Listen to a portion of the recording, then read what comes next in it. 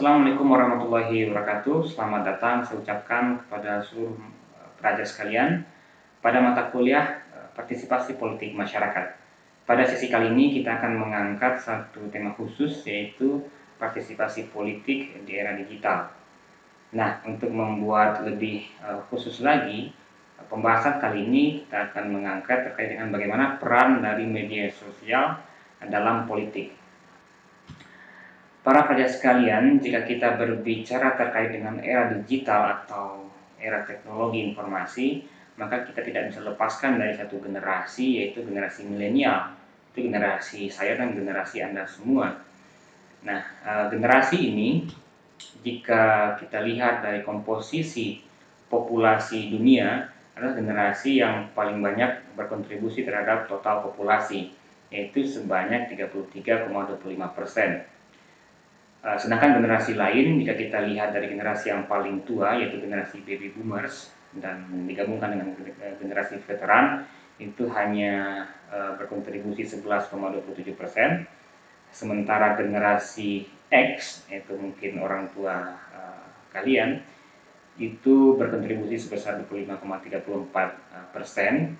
Sementara generasi setelah kita, yaitu generasi pasca milenial atau generasi Z, itu berkontribusi 29,23%. Sebagai generasi dengan populasi yang sangat besar, generasi milenial ini sangat penting dan erat kaitannya dengan politik. Generasi milenial atau generasi Y ini merupakan generasi yang lahir dari tahun 1982 hingga tahun 2000. Sehingga jika kita jadikan patokan tahun 2020 adalah sebagai patokan, maka umur dari generasi milenial ini atau generasi Y ini berkisar dari umur 20 tahun sampai umur 38 tahun. Artinya adalah bahwa rentang umur tersebut, jika kita ambil umur 20 tahun adalah di mana tergolong orang yang memiliki umur 20-an tahun itu tergolong dari golongan pemilih pemula, dan tentunya golongan pemilih pemula sangat diharapkan partisipasinya dengan segenap kelebihan-kelebihan yang dimiliki oleh pemilih pemula, itu dekat dengan informasi, mampu menggunakan alat yang berteknologi tinggi, sehingga dalam politik kontribusi mereka sangat besar untuk diharapkan. Sampai umur 38 tahun juga masih merupakan generasi yang atau orang-orang yang memiliki kedekatan dengan teknologi informasi, sehingga dewasa ini yang cenderung dalam penggunaan teknologi yang cukup tinggi, itu artinya adalah partisipasi politik dari kelompok milenial ini sangat diharapkan. Nah, namun di balik harapan-harapan tersebut, ya, dan sebelum kita membahas secara lebih lanjut bagaimana generasi ini berkontribusi dalam berpartisipasi dalam politik, kita juga harus melihat ciri umum dari atau perilaku informasi generasi milenial atau yang secara lebih spesifik disebut sebagai generasi gadgeters, karena tidak bisa lepas dari gadget. Yang pertama adalah generasi ini terbiasa dengan data dan informasi yang serba ringkas dan pendek. Artinya adalah seperti yang kita mungkin rasakan ketika kita membuka media sosial misalnya, ataupun WhatsApp dan sebagainya, kita melihat atau berbagai macam informasi yang masuk ke dalam feed kita, itu adalah informasi-informasi yang sangat pendek dan ringkas. Adapun mungkin berita-berita online yang kita klik, yang kita baca itu juga panjangnya tidak terlampau panjang, ya. Maksimal itu sekitar 4-5 menit membaca. Karena memang kecenderungannya seperti itu. Berbeda misalnya dengan generasi sebelumnya yang mendapatkan informasi dari surat kabar misalnya, membutuhkan waktu yang cukup lama untuk menyelesaikan satu koran, karena banyak sekali informasi yang ditampilkan di koran. Yang kedua adalah ciri umum yang kedua adalah kita tidak lagi bersedia menyediakan waktu untuk menggali informasi. Nah, Karena banyaknya aplikasi, banyaknya media sosial yang kita gunakan, maka membuat kita menjadi multitasking dan dalam waktu yang singkat berpindah dari suatu aplikasi ke aplikasi lain, dari satu media sosial ke media sosial lainnya, sehingga kita tidak merasa atau seolah-olah tidak memiliki waktu lagi untuk melihat atau mendalami suatu informasi yang kita terima secara lebih komprehensif. Yang terakhir adalah kita lebih suka mengumpulkan informasi yang banyak namun pendek ya. Ya, ini penjelasannya sama dengan penjelasan sebelumnya, bahwa berbagai macam informasi yang kita terima tersebut sangat banyak secara kuantitas, namun secara kualitas kita tidak mendapatkan informasi yang mendalam untuk masing-masing fakta atau informasi yang kita terima. Nah, kemudian tren saat ini ya, sebagai generasi gadget, kita memiliki ketergantungan yang luar biasa pada alat yang berteknologi. Kita seolah-olah tidak merasa percaya diri ketika kita berpergian tanpa menggunakan atau tanpa membawa HP atau gadget kita. Pertama, karena kita percaya bahwa semua itu ada di gadget. Semua informasi itu bisa ditemukan, bisa ditanyakan kepada gadget. Kemudian kita juga percaya bahwa gadget bisa melakukan semua hal ya.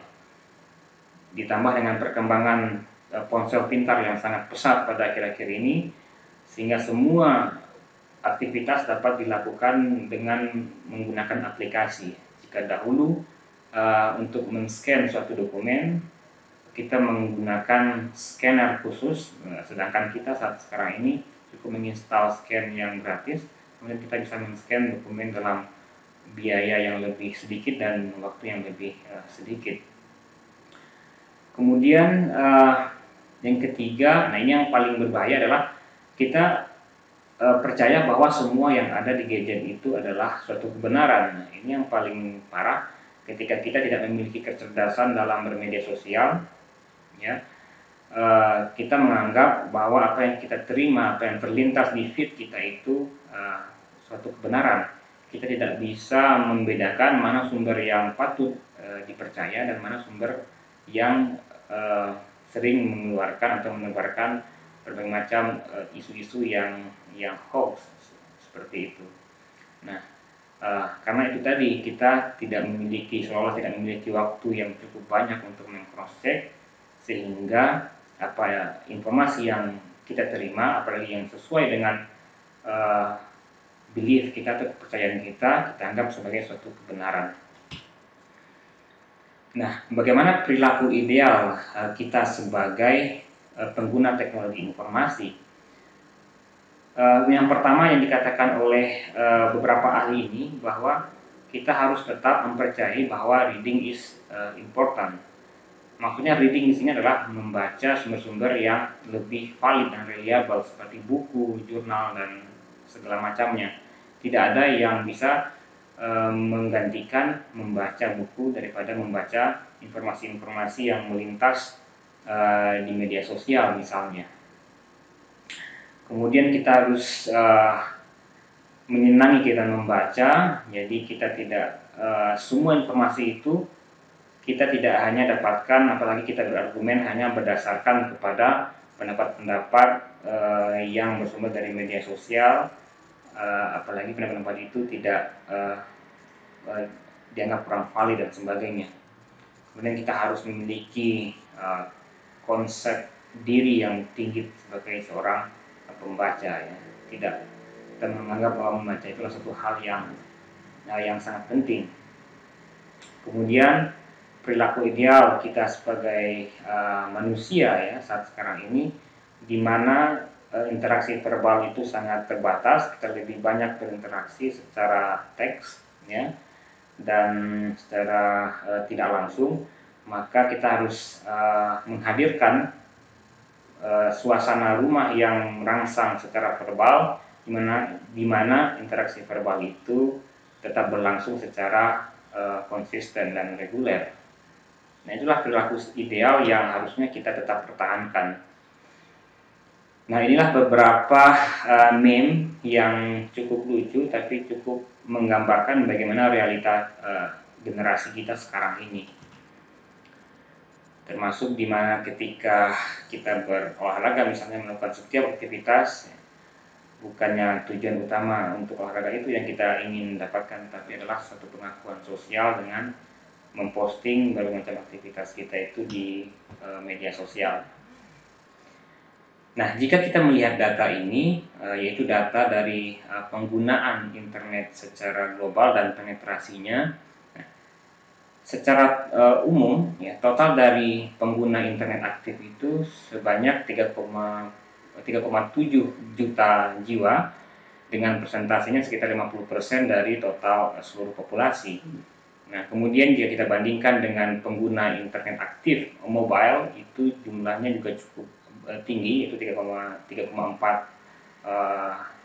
juta jiwa dengan persentasenya sebesar 46%. Nah, inilah satu peningkatan, suatu jumlah yang cukup besar, ya. Saat ini sudah hampir setengah dari penduduk bumi ini menggunakan internet.